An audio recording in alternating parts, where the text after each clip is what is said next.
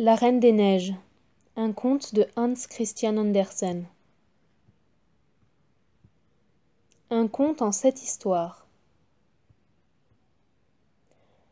Première histoire qui traite d'un miroir et de ses morceaux. Voilà, nous commençons. Lorsque nous serons à la fin de l'histoire, nous en saurons plus que maintenant, car c'était un bien méchant sorcier, un des plus mauvais, le diable en personne. Un jour, il était de fort mauvaise humeur.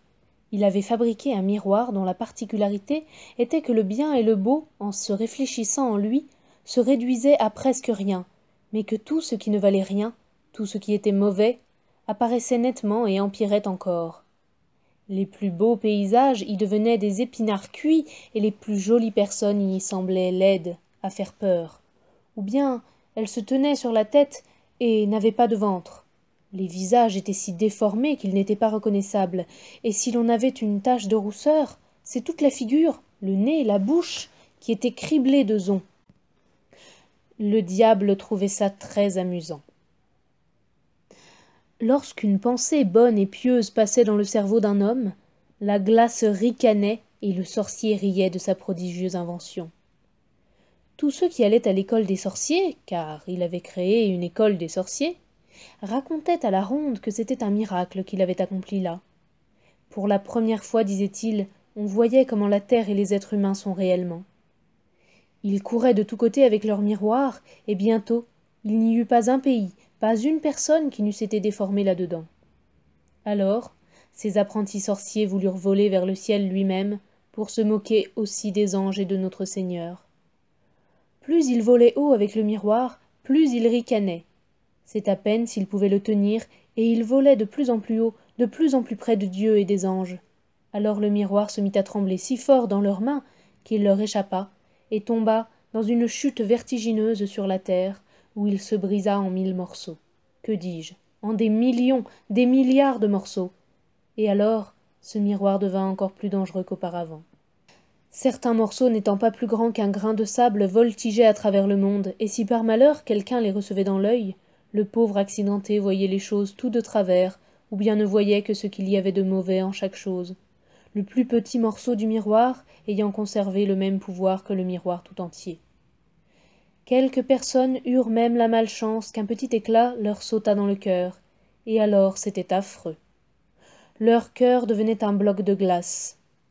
D'autres morceaux étaient au contraire si grands qu'on les employait pour faire des vitres, et il n'était pas bon dans ce cas de regarder ses amis à travers elles. D'autres petits bouts servirent à faire des lunettes, alors tout allait encore plus mal. Si quelqu'un les mettait pour bien voir et juger d'une chose en toute équité, le malin riait à s'en faire éclater le ventre, ce qui le chatouillait agréablement. Mais ce n'était pas fini comme ça. Dans l'air volaient encore quelques parcelles du miroir. Écoutez plutôt.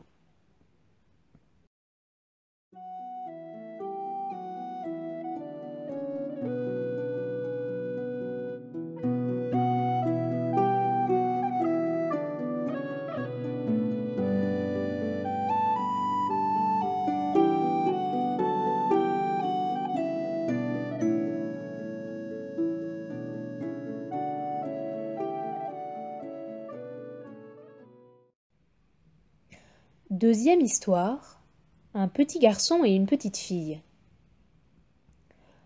Dans une grande ville, où il y avait tant de maisons et tant de monde qu'il ne reste pas assez de place pour que chaque famille puisse avoir son petit jardin, 2 enfants pauvres avaient un petit jardin. Ils n'étaient pas frères et sœurs, mais s'aimaient autant que s'ils l'avaient été.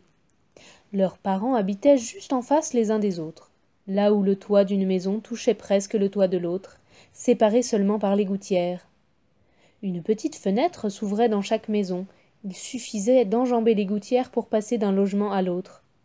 Les familles avaient chacune devant sa fenêtre une grande caisse où poussaient des herbes potagères dont elles se servaient dans la cuisine. Et dans chaque caisse poussait aussi un rosier qui se développait admirablement. Un jour, les parents eurent l'idée de placer les caisses en travers des gouttières de sorte qu'elles se rejoignaient presque d'une fenêtre à l'autre et formaient un petit jardin miniature. Les tiges de pois pendaient autour des caisses et les branches des rosiers grimpaient autour des fenêtres, se penchaient les unes vers les autres, un vrai petit arc de triomphe de verdure et de fleurs. Comme les caisses étaient placées très haut, les enfants savaient qu'ils n'avaient pas le droit d'y grimper seuls, mais on leur permettait souvent d'aller l'un vers l'autre, de s'asseoir chacun sur leur petit tabouret sous les roses, et ils ne jouaient nulle part mieux que là. L'hiver, ce plaisir-là était fini. Les vitres étaient couvertes de givre, mais alors chaque enfant faisait chauffer sur le poêle une pièce de cuivre et la plaçait un instant sur la vitre gelée. Il se formait un petit trou tout rond, à travers lequel épiait à chaque fenêtre un petit œil très doux, celui du petit garçon d'un côté, celui de la petite fille de l'autre. Lui s'appelait Kay, et elle Gerda. L'été, ils pouvaient d'un bond venir l'un chez l'autre. L'hiver, il fallait d'abord descendre les nombreux étages d'un côté et les remonter ensuite de l'autre. Dehors, la neige tourbillonnait. « Ce sont les abeilles blanches qui papillonnent, » disait la grand-mère. « Est-ce qu'elles ont aussi une reine ?» demandait le petit garçon. « Bien sûr, » dit la grand-mère. « Elles volent là où les abeilles sont les plus serrées. C'est la plus grande de toutes, et elle ne reste jamais sur la terre, elle remonte dans les nuages noirs. »« Nous avons vu ça bien souvent, » dirent les petits enfants. Et ainsi, ils surent que c'était vrai. « Est-ce que la Reine des Neiges peut rentrer ici ?» demanda la petite fille. « Elle n'a qu'à venir, » dit le petit garçon. « Je la mettrai sur le poêle brûlant et elle fondra aussitôt. » Le soir, le petit Kay, à moitié déshabillé, grimpa sur une chaise près de la fenêtre et regarda par le trou d'observation. Quelques flocons de neige tombaient au dehors, et l'un de ceux-ci, le plus grand, atterrit sur le rebord d'une des caisses de fleurs. Ce flocon grandit peu à peu et finit par devenir une dame vêtue du plus fin voile blanc, fait de milliers de flocons en forme d'étoiles.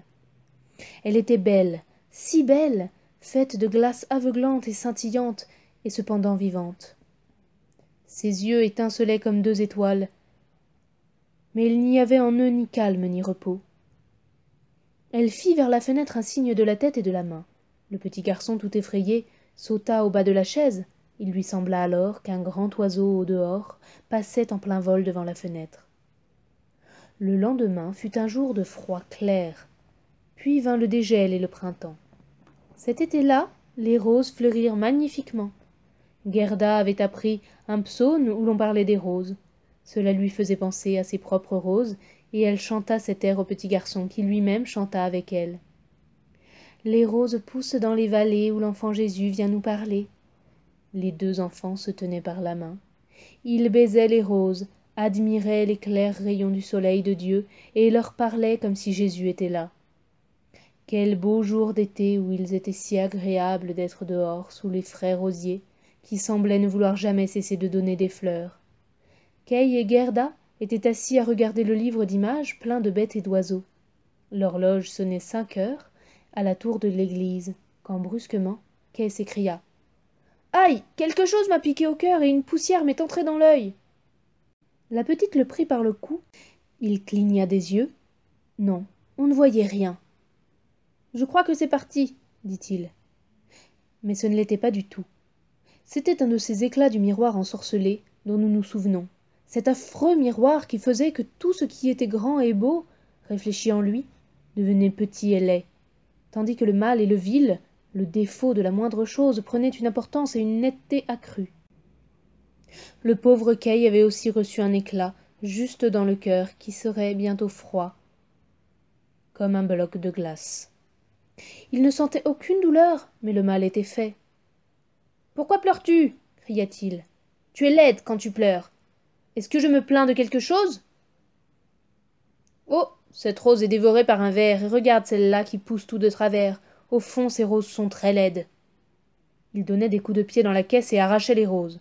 « Kay, qu'est-ce que tu fais » cria la petite. Et lorsqu'il vit son effroi, il arracha encore une rose et rentra vite par sa fenêtre, laissant là la charmante petite Gerda. Quand, par la suite, elle apportait le livre d'images, il déclarait qu'il était tout juste bon pour les bébés, et si grand-mère gentiment racontait des histoires, il avait toujours à redire. Parfois, il marchait derrière elle, mettait des lunettes et imitait à la perfection du reste sa manière de parler. Les gens en riaient. Bientôt il commença à parler et à marcher comme tous les gens de sa rue, pour se moquer d'eux. On se mit à dire « Il est intelligent, ce garçon-là !» Mais c'était la poussière du miroir qu'il avait reçue dans l'œil, l'éclat qui s'était fiché dans son cœur, qui était la cause de sa transformation et de ce qu'il taquinait la petite Gerda, laquelle l'aimait de toute son âme. Ses jeux changèrent complètement, ils devinrent beaucoup plus réfléchis. Un jour d'hiver, comme la neige tourbillonnait au dehors, il apporta une grande loupe, étala sa veste bleue et laissa la neige tomber dessus. « Regarde dans la loupe, Gerda, dit-il. Chaque flocon devenait immense et ressemblait à une fleur splendide ou à une étoile à 10 côtés. « Comme c'est curieux! Bien plus intéressant qu'une véritable fleur. Ici, il n'y a aucun défaut. Ce seraient des fleurs parfaites si elles ne fondaient pas. » Peu après, Kay arriva portant de gros gants. Il avait son traîneau sur le dos. Il cria aux oreilles de Gerda. « J'ai la permission de faire du traîneau sur la grande place avec les autres qui jouent. » Et le voilà parti. Sur la place, les garçons les plus hardis attachaient souvent leur traîneau à la voiture d'un paysan et se faisaient ainsi traîner un bout à l'autre du chemin. C'était très amusant. Au milieu du jeu, ce jour-là, arriva un grand traîneau, peint en blanc, dans lequel était assise une personne enveloppée d'un manteau de fourrure blanc, avec un bonnet blanc également. Ce traîneau fit 2 fois le tour de la place, et Kay put y accrocher rapidement son petit traîneau. Dans la rue suivante, ils allaient de plus en plus vite. La personne qui conduisait tournait la tête, faisait un signe amical à Kay, comme si elle le connaissait. Chaque fois que Kay voulait détacher son petit traîneau, cette personne faisait un signe, et Kay ne bougeait plus. Ils furent bientôt aux portes de la ville, les dépassèrent même. Alors la neige se mit à tomber si fort que le petit garçon ne voyait plus rien devant lui, dans cette course folle. Il saisit la corde qu'il attachait au grand traîneau pour se dégager, mais rien n'y fit. Son petit traîneau était solidement fixé, et menait un train d'enfer derrière le grand. Alors il se mit à crier très fort, mais personne ne l'entendit. La neige le cinglait, le traîneau volait. Parfois, il faisait un bond, comme s'il sautait par-dessus des fossés et des mottes de terre. Kay était épouvanté. Il voulait dire sa prière, et seule sa table de multiplication lui venait à l'esprit. Les flocons de neige devenaient de plus en plus grands. À la fin, on eût dit de véritables maisons blanches. Le grand traîneau fit un écart, puis s'arrêta, et la personne qui le conduisait se leva. Son manteau et son bonnet n'étaient faits que de neige, et elle était une dame si grande, si mince, étincelante. La reine des neiges. « Nous en avons fait du chemin, dit-elle, mais tu es glacé. Viens dans ma peau d'ours. » Elle le prit près d'elle dans le grand traîneau, l'enveloppa du manteau. Il semblait à l'enfant tomber dans des gouffres de neige. « As-tu encore froid ?» demanda-t-elle en l'embrassant sur le front. Son baiser était plus glacé que la glace, et lui pénétra jusqu'au cœur déjà à demi gelé. Il crut mourir, un instant seulement. Après, il se sentit bien. Il ne remarquait plus le froid. « Mon traîneau, n'oublie pas mon traîneau !» C'est la dernière chose dont se souvint le garçon. Le traîneau fut attaché à une poule blanche qui vola derrière eux en le portant sur son dos. La reine des neiges posa encore une fois un baiser sur le front de Kay. Alors, il sombra dans l'oubli total. Il avait oublié Gerda, la grand-mère, et tout le monde à la maison. « Tu n'auras pas d'autre baiser, dit-elle, car tu en mourrais. » Kay la regarda. Qu'elle était belle. Il ne pouvait s'imaginer visage plus intelligent, plus charmant. Elle ne lui semblait plus du tout de glace comme le jour où il l'avait aperçue à la fenêtre et où elle lui faisait des signes d'amitié. À ses yeux, elle était aujourd'hui la perfection. Il n'avait plus du tout peur. Il lui raconta qu'il savait calculer de tête, même avec des chiffres décimaux, qu'il connaissait la superficie du pays et le nombre de ses habitants. Elle souriait. Alors il sembla à l'enfant qu'il ne savait au fond que peu de choses, et ses yeux s'élevèrent vers l'immensité de l'espace. La reine l'entraînait de plus en plus haut. Ils volèrent par-dessus les forêts et les océans, les jardins et les pays. Au-dessous d'eux, le vent glacé sifflait, les loups hurlaient, la neige étincelait, les corbeaux croissaient. Mais tout en haut brillait la lune, si grande et si claire. Au matin, ils dormaient au pied de la reine des neiges.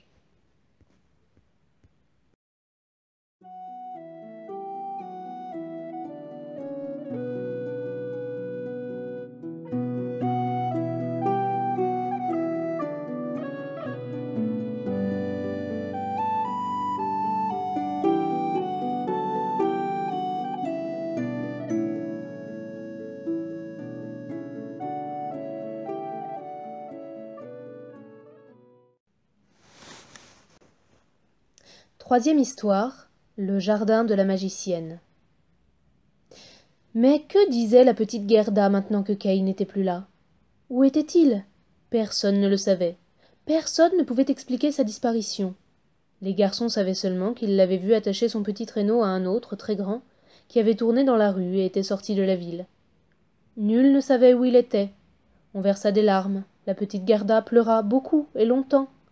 Ensuite, on dit qu'il était mort, qu'il était tombé dans la rivière coulante près de la ville. Les jours de cet hiver-là furent longs et sombres.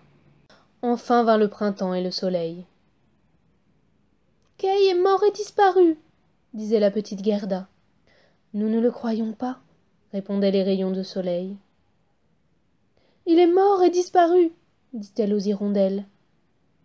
« Nous ne le croyons pas, » répondait-elle.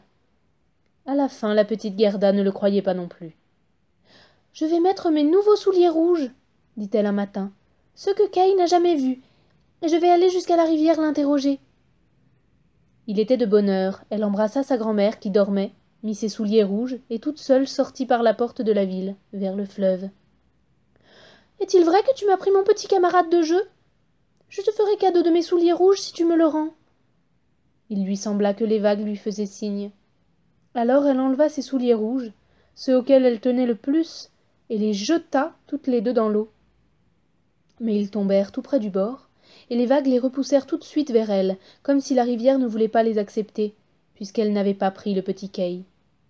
Gerda crut qu'elle n'avait pas lancé les souliers assez loin, alors elle grimpa dans un bateau qui était là entre les roseaux.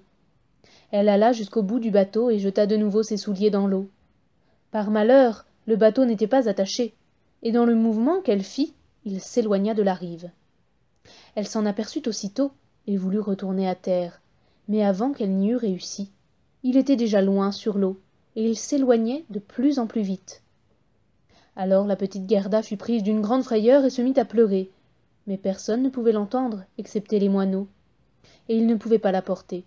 Ils volaient seulement le long de la rive, en chantant comme pour la consoler. « Nous voici, nous voici !» Le bateau s'en allait à la dérive. La pauvre petite était là tout immobile sur ses bas. Les petits souliers rouges flottaient derrière mais ne pouvaient atteindre la barque qui allait plus vite.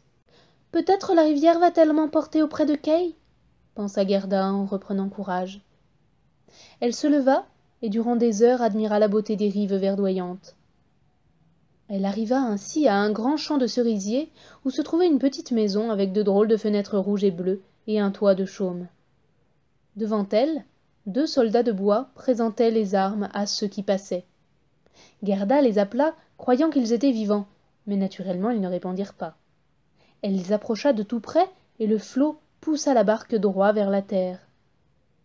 Gerda appela encore plus fort. Alors sortit de la maison une vieille femme, qui s'appuyait sur un bâton à crochet. Elle portait un grand chapeau de soleil, orné de ravissantes fleurs peintes. « Pauvre petit enfant, » dit la vieille, « comment es-tu venue sur ce fort courant qui t'emporte loin dans le vaste monde ?» La vieille femme entra dans l'eau, accrocha le bateau avec le crochet de son bâton, le tira à la rive et en fit sortir la petite fille. Gerda était bien contente de toucher le sol sec, mais un peu effrayée par cette vieille dame inconnue. « Viens me raconter qui tu es, comment tu es ici, » dit-elle. La petite fille lui expliqua tout, et la vieille branlait la tête et faisait « Et comme Gerda, lui ayant tout dit, lui demandait si elle n'avait pas vu le petit Kay, la femme lui répondit qu'il n'avait pas passé encore, mais qu'il allait sans doute venir, qu'il ne fallait en tout cas pas qu'elle s'en attriste, mais qu'elle entre goûter ses confitures de cerises, admirer ses fleurs plus belles que celles d'un livre d'images. Chacune d'elles savait raconter une histoire. Alors elle prit Gerda par la main, et elles entrèrent dans la petite maison dont la vieille femme ferma la porte. Les fenêtres étaient situées très haut, et les vitres en étaient rouges, bleues et jaunes. La lumière du jour y prenait des teintes étranges sur la table. Il y avait de délicieuses cerises. Gerda en mangea autant qu'il lui plut. Tandis qu'elle mangeait, la vieille peignait sa chevelure avec un peigne d'or et ses cheveux blonds bouclaient et brillaient autour de son aimable petit visage tout rond, semblable à une rose. « J'avais tant envie d'avoir une si jolie petite fille, » dit la vieille. « Tu vas voir comme nous allons bien nous entendre. » À mesure qu'elle peignait les cheveux de Gerda, la petite oubliait de plus en plus son camarade de jeu, car la vieille était magicienne. Mais pas une méchante sorcière, elle s'occupait un peu de magie, comme ça, seulement pour son plaisir personnel, et elle avait très envie de garder la petite fille auprès d'elle. C'est pourquoi elle sortit dans le jardin, tendit sa canne à crochet vers tous les rosiers, et quoique chargés des fleurs les plus ravissantes, ils disparurent dans la terre noire. On ne voyait même plus où ils avaient été. La vieille femme avait peur que Gerda, en voyant les roses, ne vînt à se souvenir de son rosier à elle, de son petit camarade Kay, et qu'elle ne s'enfuit. Ensuite, elle conduisit Gerda dans le jardin fleuri. Oh, quel parfum délicieux! Toutes les fleurs et les fleurs de toutes les saisons étaient là dans leur plus belle floraison. Nul livre d'images n'aurait pu être plus varié et plus beau. Gerda sauta de plaisir et joua jusqu'au moment où le soleil descendit derrière les grands cerisiers. Alors on la mit dans un lit délicieux garni d'édredons de soie rouge bordés de violettes bleues, et elle dormit et rêva comme une princesse au jour de ses noces. Le lendemain, elle joua encore parmi les fleurs dans le soleil, et les jours passèrent. Gerda connaissait toutes les fleurs par leur nom. Il y en avait tant et tant, et cependant, il lui semblait qu'il en manquait une. Laquelle? Elle ne le savait pas. Un jour, elle était là, assise, et regardait le chapeau de soleil de la vieille femme avec les fleurs peintes, où justement, la plus belle fleur était une rose. La sorcière avait tout à fait oublié de la faire disparaître de son chapeau en même temps qu'elle faisait descendre dans la terre les vraies roses. On ne pense jamais à tout. « Comment » s'écria Gerda.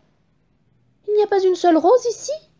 Elle sauta au milieu de tous les parterres, chercha et chercha, mais n'en trouva aucune. Alors elle s'assit sur le sol et pleura. Mais ses chaudes larmes tombèrent précipitamment à un endroit où un rosier s'était enfoncé. Et lorsque les larmes mouillèrent la terre, l'arbre reparut soudain plus magnifiquement fleuri qu'auparavant. Gerda l'entoura de ses bras et pensa tout d'un coup à ses propres roses, de chez elle, et à son petit ami Kay. « Oh, comme on m'a retardée !» dit la petite fille. « Et je devais chercher Kay. »« Ne savez-vous pas où il est ?» demandait-elle aux roses. « Croyez-vous vraiment qu'il soit mort et disparu ?»« Non, il n'est pas mort, » répondirent les roses. « Nous avons été sous la terre. Tous les morts y sont, et Kay n'y était pas. »« Merci, merci à vous, » dit Gerda, allant vers les autres fleurs. Elle regarda dans leur calice en demandant « Ne savez-vous pas où se trouve le petit Kay ?» Mais chaque fleur debout au soleil rêvait sa propre histoire. Gerda en entendit tant et tant. Aucune ne parlait de Kay. Mais que disait donc le lys rouge à l'homme? Entends-tu le tambour? Boum, boum! 2 notes seulement. Boum, boum! Écoute le chant de deuil des femmes, l'appel du prêtre. Dans son long sari rouge, la femme hindoue est debout sur le bûcher. Les flammes montent autour d'elle et son époux défunt. Mais la femme hindoue pense à l'homme qui est vivant dans la foule autour d'elle, à celui dont les yeux brûlent, plus ardents que les flammes, celui dont le regard touche son cœur plus que cet incendie qui bientôt réduira son corps en cendres. La flamme du cœur peut-elle mourir dans les flammes du bûcher? « Oh, je n'y comprends rien du tout, » dit la petite Gerda. « C'est là mon histoire, » dit le lys rouge. Et que disait le liseron? Là-bas, au bout de l'étroit sentier de montagne qui est suspendu au vieux castel, le lierre épais pousse sur les murs rongés, feuille contre feuille, jusqu'au balcon où se tient une ravissante jeune fille. Elle se penche sur la balustrade et regarde au loin sur le chemin. Aucune rose dans les branchages n'est plus fraîche que cette jeune fille. Aucune fleur de pommier que le vent arrache à l'arbre et emporte au loin n'est plus légère. Dans le froufrou de sa robe de soie, elle s'agite. Ne vient-il pas? « Est-ce de Kay que tu parles ?» demanda Gerda. « Je ne parle que de ma propre histoire, de mon rêve, » répondit le liseron. Mais que dit le Perce-Neige? Dans les arbres, cette longue planche suspendue par 2 cordes, c'est une balançoire. 2 délicieuses petites filles. Les robes sont blanches, de longs rubans verts flottent à leur chapeau. Ils sont assises et se balancent. Le frère, plus grand qu'elles, se met debout sur la balançoire. Il passe un bras autour de la corde pour se tenir. Il tient d'une main une petite coupe, de l'autre une pipe d'écume, et il fait des bulles de savon. La balançoire va et vient. Les bulles de savon aux teintes irisées s'envolent.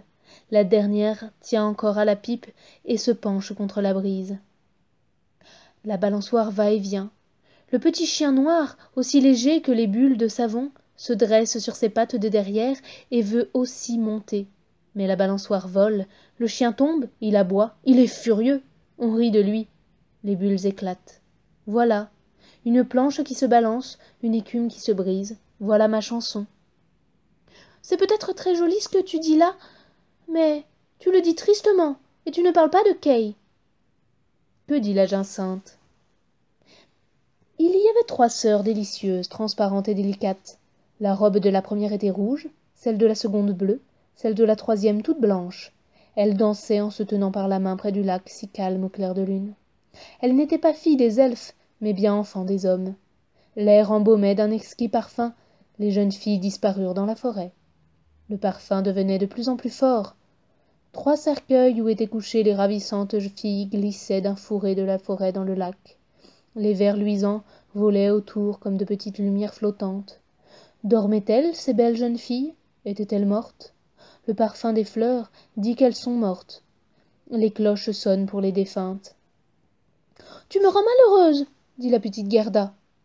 Tu as un si fort parfum qui me fait penser à ces pauvres filles. Hélas, le petit Kay est-il vraiment mort? Les roses qui ont été sous la terre me disent que non. » Ding-dong sonnèrent les clochettes des jacinthes. Nous ne sonnons pas pour le petit Kay. Nous ne le connaissons pas. Nous chantons notre chanson, c'est la seule que nous sachions. Gerda se tourna alors vers le bouton d'or qui brillait parmi les feuilles vertes, luisant. « Tu es un vrai petit soleil, lui dit Gerda. Dis-moi, si tu sais où je trouverai mon camarade de jeu. » Le bouton d'or brillait tant qu'il pouvait et regardait aussi la petite fille. Mais quelle chanson savait-il? Il n'y parlait pas non plus de Kay. Dans une petite ferme, le soleil brillait, au premier jour du printemps. Ses rayons frappaient le bas du mur blanc du voisin, et tout près poussaient les premières fleurs jaunes, or lumineux dans ces chauds rayons. Grand-mère était assise dehors dans son fauteuil. Sa petite fille, la pauvre et jolie servante, rentrait d'une courte visite. Elle embrassa la grand-mère. Il y avait de l'or du cœur dans ce baiser béni, de l'or sur les lèvres, de l'or au fond de l'être, de l'or dans les claires heures du matin. « Voilà ma petite histoire, dit le bouton d'or. Ma pauvre grand-mère, soupira Gerda. Elle me regrette sûrement et elle s'inquiète comme elle s'inquiétait pour Kay. Mais je rentrerai bientôt et je ramènerai Kay. Cela ne sert à rien que j'interroge les fleurs. Elles ne connaissent que leurs propres chansons. Elles ne savent pas me renseigner. Elle retroussa sa belle robe pour pouvoir courir plus vite. Mais le narcisse lui fit un croc en jambe au moment où elle sautait par-dessus lui. Alors elle s'arrêta, regarda la haute fleur et demanda « Sais-tu par hasard quelque chose ?» Elle se pencha très bas pour être près de lui. Et que dit-il? « Je me vois moi-même, je me vois moi-même. Oh, oh, quel parfum je répands! Là-haut dans la mansarde, à demi vêtue, se tient une petite danseuse, tantôt sur une jambe, tantôt sur les deux. Elle envoie promener le monde entier de son pied. Au fond, elle n'est qu'une illusion visuelle, pure imagination. Elle verse l'eau de la théière sur un morceau d'étoffe qu'elle tient à la main. C'est son corselet. La pureté est une bonne chose. La robe blanche est suspendue à la patère. Elle a aussi été lavée dans la théière et séchée sur le toit. Elle met la robe et un fichu jaune safran autour du cou pour que la robe paraisse plus blanche. La jambe en l'air, dressée sur une longue tige. C'est moi, je me vois moi-même. « Mais je m'en moque !» cria Gerda. « Pourquoi me raconter cela ?» Elle courut au bout du jardin. La porte était fermée, mais elle remua la charnière rouillée qui céda. La porte s'ouvrit, mais personne ne la suivait. À la fin, lasse de courir, elle s'assit sur une grande pierre. Lorsqu'elle regarda autour d'elle, elle vit que l'été était passé. On était très avancé dans l'automne, ce qu'on ne remarquait pas du tout dans le jardin enchanté où il y avait toujours du soleil et toutes les fleurs de toutes les saisons. « Mon Dieu, que j'ai perdu de temps !» s'écria la petite Gerda. « Voilà que nous sommes en automne. Je n'ai pas le droit de me reposer. » Elle se leva et repartit. Comme ses petits pieds étaient endoloris et fatigués, autour d'elle, tout était froid et hostile. Les longues feuilles du saule étaient toutes jaunes et le brouillard s'égouttait d'elles. Une feuille après l'autre tombait à terre. Seul le prunelier, avec ses fruits âcres, à vous en resserrer toutes les gencives. Oh, que tout était gris et lourd dans le vaste monde.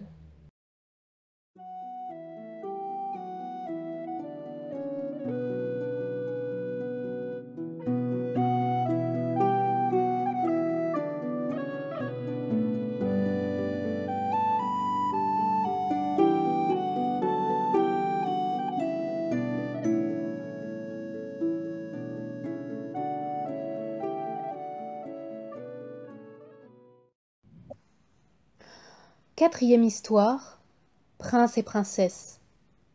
Encore une fois Gerda dut se reposer. Elle s'assit. Alors sur la neige une corneille sautilla auprès d'elle, une grande corneille qui la regardait depuis un bon moment en secouant la tête. Elle fit « Cra, cra, bonjour, bonjour !» Elle ne savait dire mieux, mais avait d'excellentes intentions. Elle demanda à la petite fille où elle allait ainsi toute seule à travers le monde. Le mot « seule », Gerda le comprit fort bien. Elle sentait mieux que quiconque tout ce qu'il pouvait contenir. Elle raconta toute sa vie à la corneille et lui demanda si elle n'avait pas vu Kay. La corneille hocha la tête et sembla presque réfléchir. « Mais peut-être bien, ça se peut. »« Vraiment? Tu le crois ?» cria la petite fille. Elle aurait presque tué la corneille tant elle l'embrassait. « Doucement, doucement !» fit la corneille. « Je crois que ce pourrait bien être Kay. Mais il t'a sans doute oublié pour la princesse. »« Est-ce qu'il habite chez une princesse ?» demanda Gerda. « Oui, écoute, mais je m'exprime si mal dans ta langue. Si tu comprenais le parler des corneilles, ce serait plus facile. »« Non, ça je ne l'ai pas appris, » dit Gerda. « Mais grand-mère le savait. Elle savait tout. Si seulement je l'avais appris. »« Ça ne fait rien. Je raconterai comme je pourrai. Très mal, sûrement. » Et elle se mit à raconter. Dans ce royaume où nous sommes, habite une princesse d'une intelligence extraordinaire. L'autre jour, qu'elle était assise sur le trône, ce n'est pas si amusant d'après ce qu'on dit. Elle se mit à fredonner. Pourquoi ne pas me marier ? Tiens, ça me donne une idée, s'écria-t-elle. Et elle eut envie de se marier. Mais elle voulait un mari capable de répondre avec esprit quand on lui parlait de toutes choses. Chaque mot que je dis est la pure vérité, interrompit la corneille. J'ai une fiancée qui est apprivoisée et se promène librement dans le château. C'est elle qui m'a tout raconté. Sa fiancée était aussi naturellement une corneille, car une corneille mâle cherche toujours une fiancée de son espèce. Tout de suite, les journaux parurent avec une brochure de cœur et l'initiale de la princesse. On y lisait que tout jeune homme de bonne apparence pouvait monter au château et parler à la princesse, et celui qui parlerait de façon que l'on comprenne tout de suite qu'il était bien à sa place dans un château, que celui enfin qui parlerait le mieux, la princesse le prendrait pour époux. « Oui, oui, tu peux m'en croire. C'est aussi vrai que me voilà, » dit la corneille. Les gens accouraient. Quelle foule, quelle presse, mais sans succès le premier ni le second jour. Ils parlaient tous très facilement dans la rue, mais quand ils avaient dépassé les grilles du palais, vu les gardes en uniforme brodé d'argent, les laquais en livrée d'or, sur les escaliers, les grands salons illuminés, ils étaient tous déconcertés, et ils se tenaient devant le trône où la princesse était assise et ne savaient que dire sinon répéter le dernier mot qu'elle avait prononcé. Et ça, elle ne se souciait nullement de l'entendre répéter. On aurait dit que tous ces prétendants étaient tombés en léthargie, jusqu'à ce qu'ils se retrouvent dehors, dans la rue. Alors ils retrouvaient la parole. Il y avait une queue depuis la porte de la ville jusqu'au château. Quand ils arrivèrent au château, on ne leur offrait même pas un verre d'eau. Les plus avisés avaient bien importé des tartines, mais ils ne partageaient pas avec leurs voisins. Ils pensaient « S'il a l'air affamé, la princesse ne le prendra pas. » « Mais Kay, mon petit Kay, comment parleras-tu ? Était-il parmi tous ces gens-là ?»« Patience, patience, nous y sommes. » Le 3e jour arriva un petit personnage sans cheval ni voiture. Il monta d'un pas décidé jusqu'au château. Ses yeux brillaient comme les tiens. Il avait de beaux cheveux longs, mais ses vêtements étaient bien pauvres. « Oh, c'était Kay !» jubila Gerda. « Enfin, je l'ai retrouvé !» Et elle battit des mains. «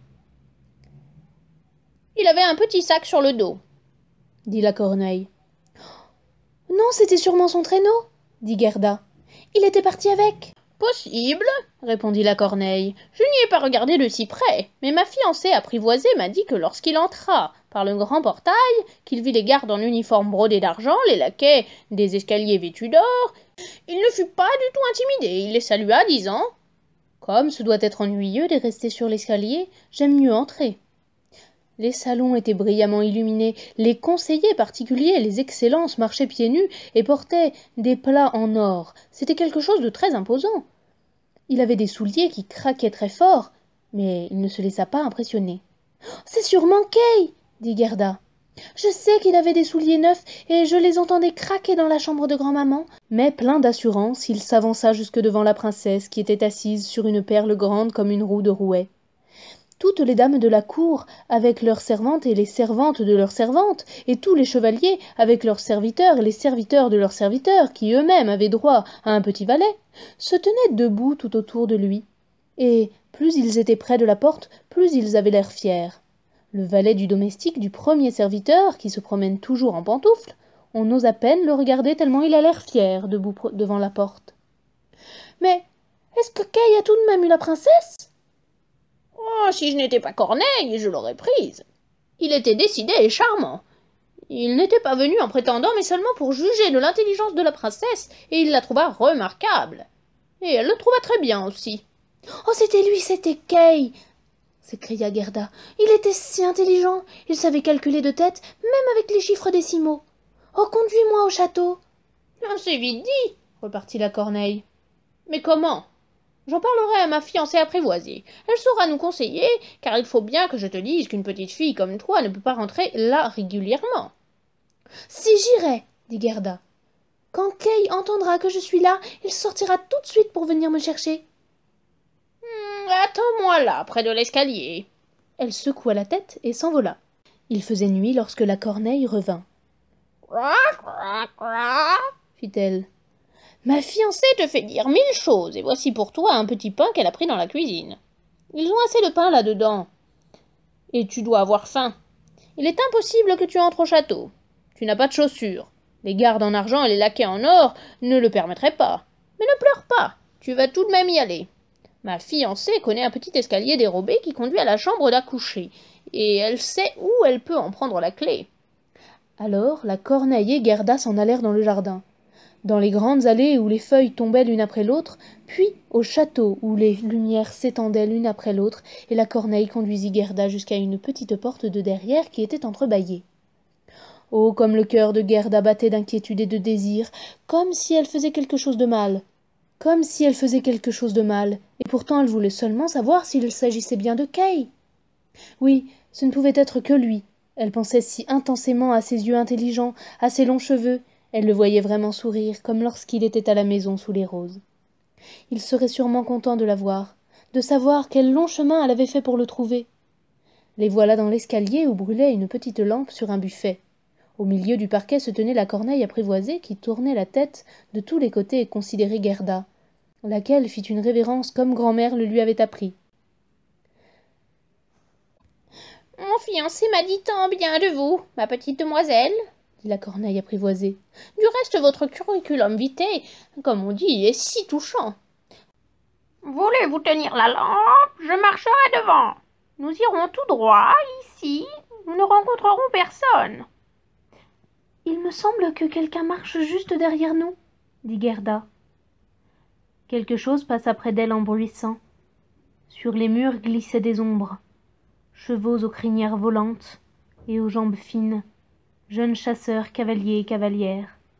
« Rêve que tout cela, » dit la Corneille. « Ils viennent seulement orienter vers la chasse les rêves de nos princes. Nous pourrons d'autant mieux les contempler dans leur lit. Mais autre chose, si vous entrez en grâce et prenez de l'importance ici, vous montrerez-vous reconnaissante? » « Ne parlons pas de ça, » dit la Corneille de la forêt. Ils entrèrent dans la première salle tendue de satin rose à grandes fleurs. Les rêves les avaient dépassés et couraient si vite que Gerda ne put apercevoir les hauts personnages. Les salles se succédaient l'une plus belle que l'autre. On en était impressionné, et ils arrivèrent à la chambre à coucher. Le plafond ressemblait à un grand palmier aux feuilles de verre précieux, et au milieu du parquet se trouvaient, accrochés à une tige d'or, 2 lits qui ressemblaient à des lys. L'un était blanc et la princesse y était couchée, l'autre était rouge et c'est dans celui-là que Gerda devait chercher le petit Kay. Elle écarta quelques pétales rouges et aperçut une nuque brune. « Oh, c'est Kay !» cria-t-elle tout haut en élevant la lampe vers lui. Les rêves à cheval bruissaient dans la chambre. Il s'éveilla, tourna la tête vers elle, et ce n'était pas le petit Kay. Le prince ne lui ressemblait que par la nuque, mais il était jeune et beau. Alors la petite Gerda se mit à pleurer. Elle raconta toute son histoire et ce que les corneilles avaient fait pour l'aider. « Pauvre petite !» s'exclamèrent le prince et la princesse. Ils louèrent grandement les corneilles, déclarant qu'ils n'étaient pas du tout fâchés, mais qu'elles ne devaient tout de même pas recommencer. Cependant, ils voulaient leur donner une récompense. « Voulez-vous voler librement ?» demanda la princesse. « Ou voulez-vous avoir la charge de corneilles de la cour, ayant droit à tous les déchets de la cuisine ?» Les 2 corneilles firent la révérence et demandèrent une charge fixe. Elles pensaient à leur vieillesse, et qu'il était toujours bon d'avoir quelque chose de sûr pour ses vieux jours. Le prince se leva de son lit et permit à Gerda d'y dormir. Il ne pouvait vraiment faire plus. Elle joignit ses petites mains et pensa « Comme il y a des êtres humains et aussi des animaux qui sont bons !» Là-dessus, elle ferma les yeux et s'endormit, délicieusement. Tous les rêves voltigèrent à nouveau autour d'elle. Cette fois, ils avaient l'air d'anges du bon Dieu. Ils portaient un petit traîneau sur lequel était assis Kay qui saluait. Mais tout ceci n'était que rêve et disparut dès qu'elle s'éveilla. Le lendemain, on la vêtit de la tête aux pieds de soie et de velours. Elle fut invitée à rester au château et à couler des jours heureux, mais elle demanda seulement une petite voiture attelée d'un cheval et une paire de petites bottines. Elle voulait repartir de par le monde pour retrouver Kay. On lui donna de petites bottines et un manchon. On l'habilla à ravir, et au moment de repartir, un carrosse d'or pur attendait devant la porte. La corneille de la forêt, mariée maintenant, les accompagna pendant 3 lieues, assise à côté de la petite fille car elle ne pouvait supporter de rouler à reculons. La 2e corneille, debout à la porte, battait des ailes, souffrant d'un grand mal de tête pour avoir trop mangé depuis qu'elle avait obtenu un poste fixe. Elle ne pouvait les accompagner. Le carrosse était bourré de craquelins sucrés, de fruits et de pain d'épices. « Adieu, adieu !» criaient le prince et la princesse. Gerda pleurait, la corneille pleurait. Les 1ères lieues passèrent ainsi, puis la corneille fit aussi ses adieux, et ce fut la plus dure séparation. Elle s'envola dans un arbre et battit de ses ailes noires aussi longtemps que fut en vue la voiture, qui rayonnait comme le soleil lui-même.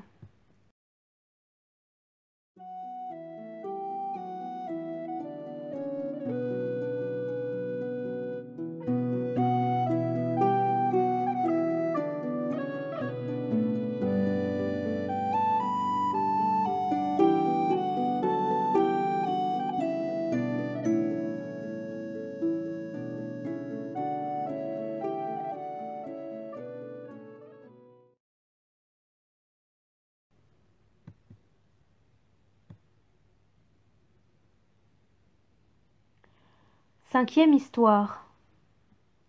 La petite fille des brigands. On roulait à travers la sombre forêt et le carrosse luisait comme un flambeau. Des brigands qui se trouvaient là en eurent les yeux blessés. Ils ne pouvaient le supporter.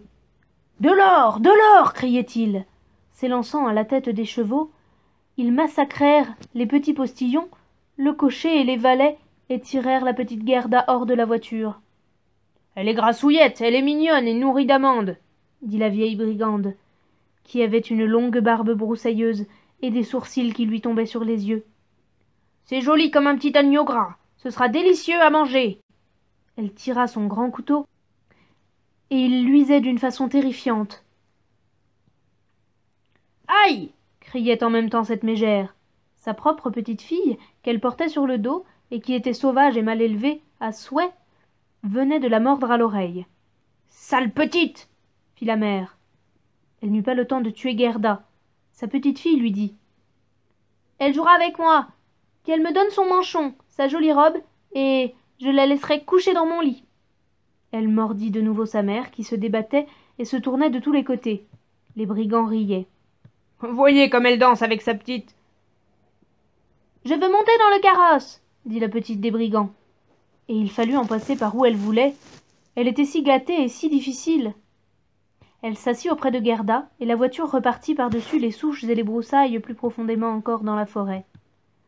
La fille des brigands était de la taille de Gerda, mais plus forte, plus large d'épaules.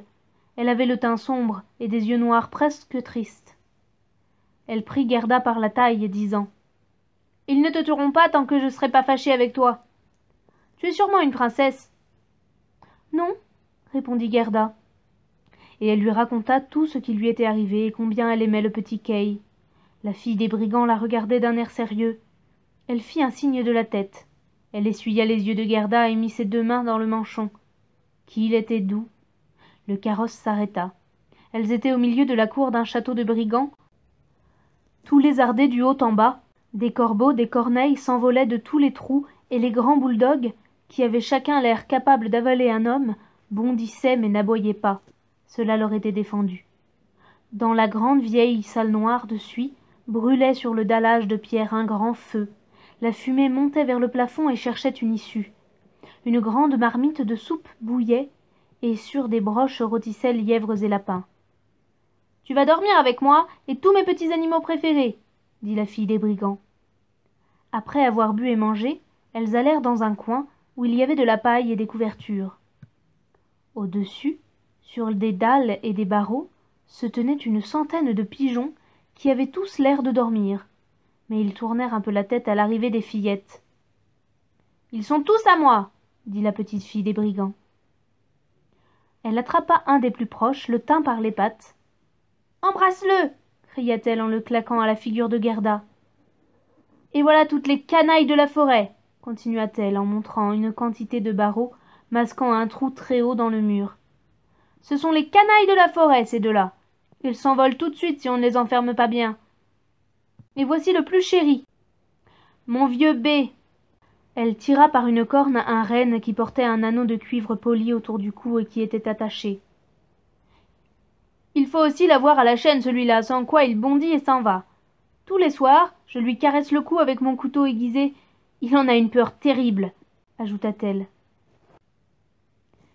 Elle prit un couteau dans une fente du mur et le fit glisser sur le cou du pauvre renne qui ruait, mais la fille des brigands ne faisait qu'en rire. Elle entraîna Gerda vers le lit. « Est-ce que tu le gardes près de toi pour dormir » demanda Gerda. « Je dors toujours avec un couteau, » dit la fille des brigands. « On ne sait jamais ce qui peut arriver. »« Mais répète-moi ce que tu me racontais de Kay. » Tandis que la petite Gerda racontait, les pigeons de la forêt roucoulaient là-haut dans leur cage. Les autres pigeons dormaient. La fille des brigands dormait et ronflait, une main passée autour du cou de Gerda et le couteau dans l'autre. Mais Gerda ne put fermer l'œil, ne sachant si elle allait vivre ou mourir. Alors les pigeons de la forêt dirent « Nous avons vu le petit Kay. Les bas. Une poule blanche portait un traîneau. Lui était assis dans celui de la reine des neiges qui volait bas au-dessus de la forêt.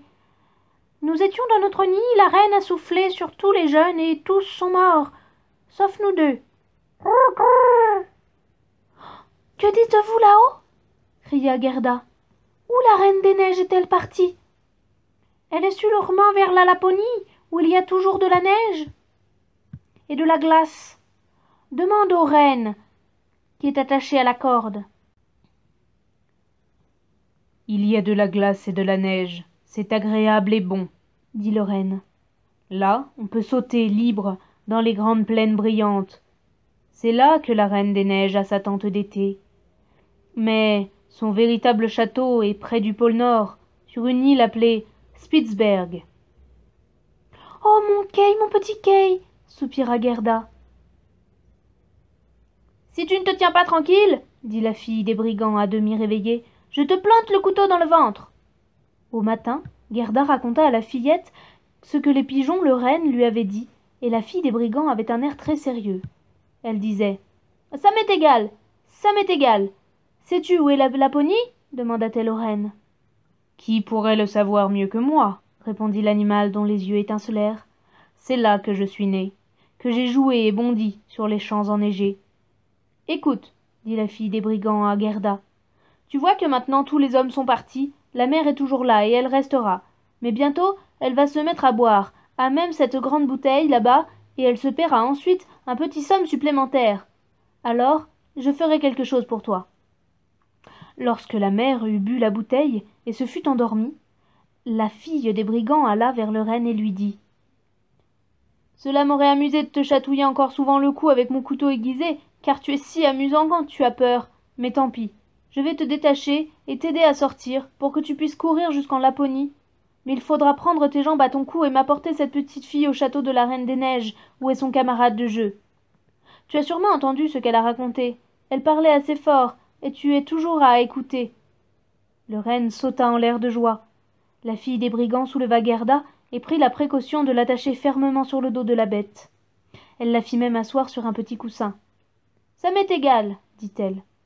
Prends tes bottines fourrées car il fera froid, mais le manchon je le garde, il est trop joli. Et comme je ne veux pas que tu aies froid, voilà les immenses moufles de ma mère. Elles te monteront jusqu'au coude. Fourre-moi les mains là-dedans. Et voilà, par les mains tu ressembles à mon affreuse mère. » Gerda pleurait de joie. « Assez de pleurnicherie, je n'aime pas ça. Tu devrais avoir l'air contente, au contraire. Voilà 2 pains et un jambon. Tu ne souffriras pas de la faim. » Elle attacha les 2 choses sur le renne, ouvrit la porte, enferma les grands chiens, puis elle coupa avec son couteau la corde du renne et dit « Va maintenant, cours, mais fais bien attention à la petite fille. » Gerda tendit ses mains gantées, des immenses moufles vers la fille des brigands pour dire adieu, et le renne détala par-dessus les buissons et les souches, à travers la grande forêt, par les marais et par la steppe. Il courait tant qu'il pouvait. Les loups hurlaient, les corbeaux croissaient. Le ciel faisait pfiou, pfiou, comme s'il éternuait. « C'est la chère vieille aurore boréale, » dit le renne. « Regarde cette lumière. » Et il courait, de jour et de nuit. On mangea les pains et le jambon aussi. Et ils arrivèrent en Laponie.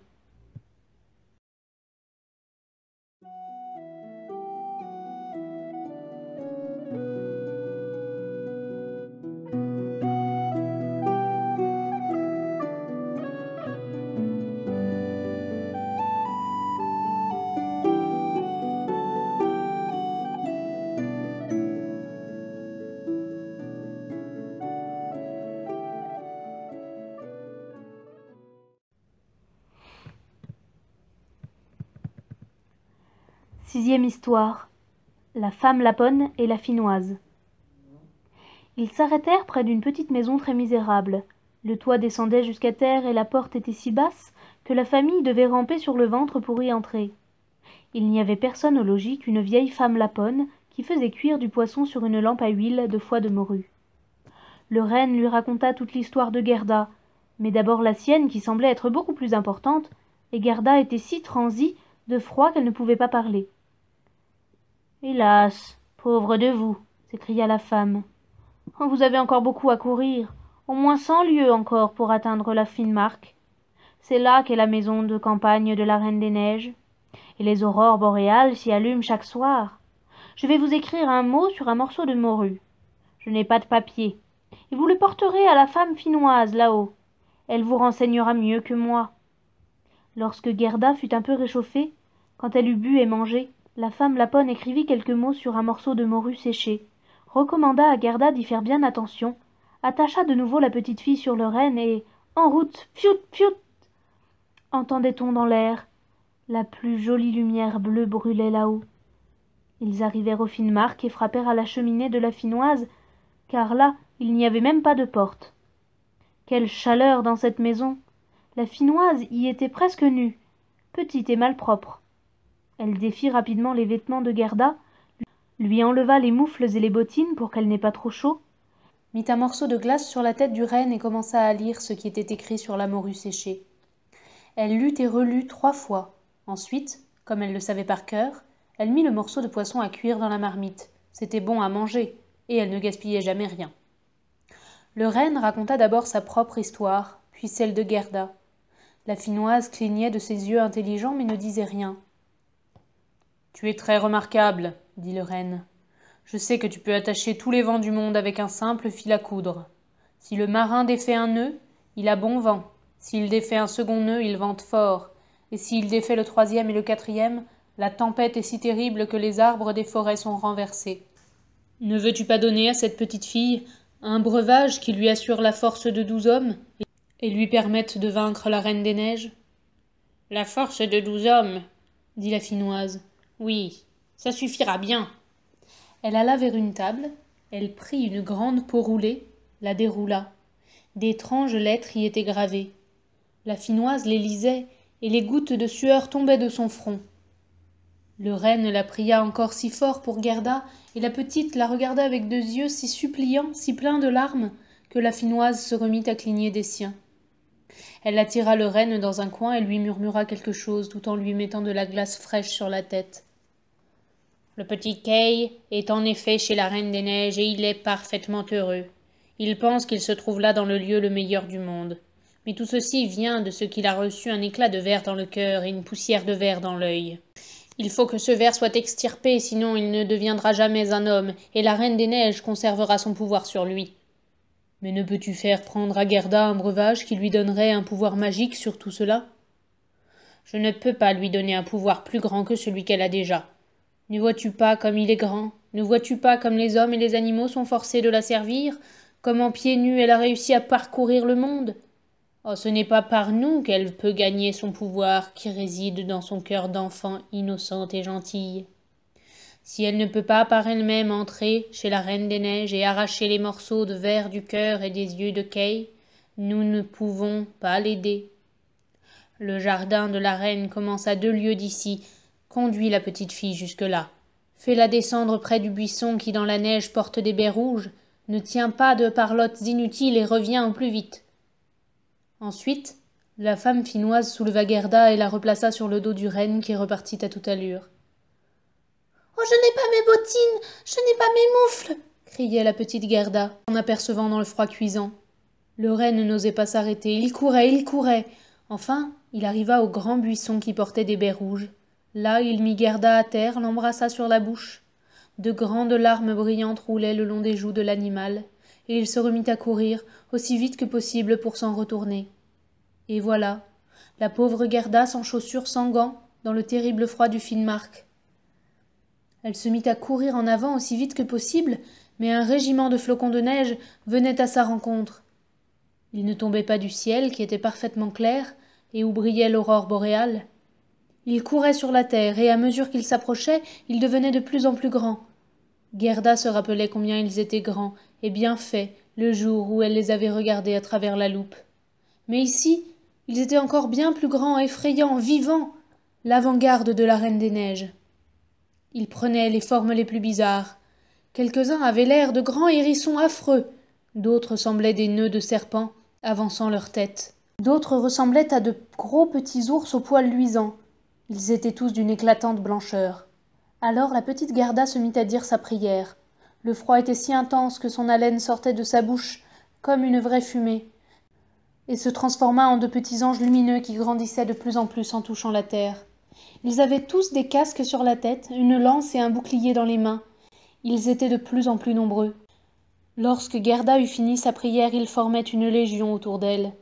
Ils combattaient de leurs lances les flocons de neige et les faisaient éclater en 1000 morceaux, et la petite Gerda s'avança d'un pas assuré, intrépide. Les anges lui tapotaient les pieds et les mains. Elle ne sentait plus le froid et marchait rapidement vers le château. Maintenant, il nous faut d'abord voir comment était Kay. Il ne pensait absolument pas à la petite Gerda et encore moins qu'elle pût être là, devant le château.